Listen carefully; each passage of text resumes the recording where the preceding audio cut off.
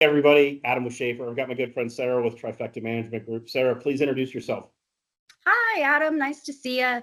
I'm Sarah with Trifecta Management Group, as you said. I'm a vice president of marketing here. I've been with the company for about 10 years now, actually.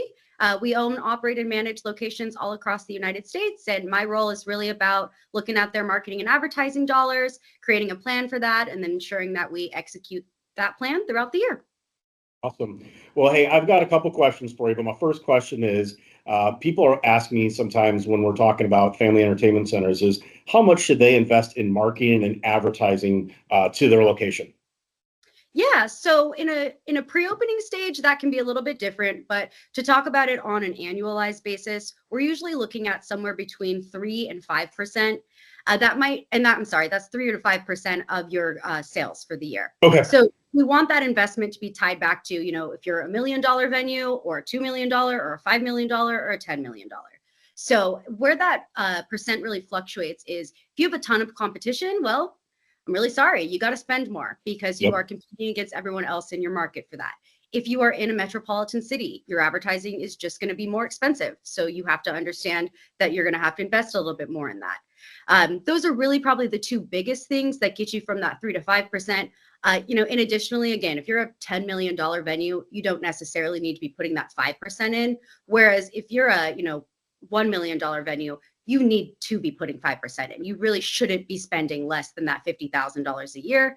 And this covers everything from, your traditional advertising to eClub software, or, if you have Brunswick Sync and you have a monthly fee for that, it's, any content that you might create, that would be really an all-encompassing number, chamber memberships, everything in between. So even if you do like a menu revised or a bar menu revised, that would be included in the marketing budget as well?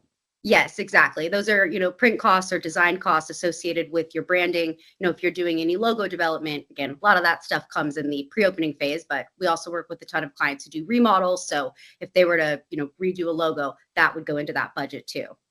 Gotcha. And then does that include anything with like the website design, or is that website really more pre-opening and then it just kind of the content just falls into it as you go? Websites are tricky. I mean, I usually like to sneak them into a pre-opening budget so that way we're not, hitting with that big expense year Yep. after year. But you do need to factor in redevelopment of your site in some capacity every 3 to 5 years. Technology is just changing so quickly that whereas your website used to last 10 years and look still like everyone else's, every 2 years there's new technology. So you may not be getting a full new website every couple of years, but you need to Right. have some development dollars to enhance it and modernize it. Well, perfect. Well, Sarah, I appreciate your time today. Thank you so much. Thanks. Everybody, Adam with Shaffer. I've got my good friend Sarah with Trifecta Management Group. Sarah, please introduce yourself. Hi, Adam. Nice to see you. I'm Sarah with Trifecta Management Group, as you said. I'm a vice president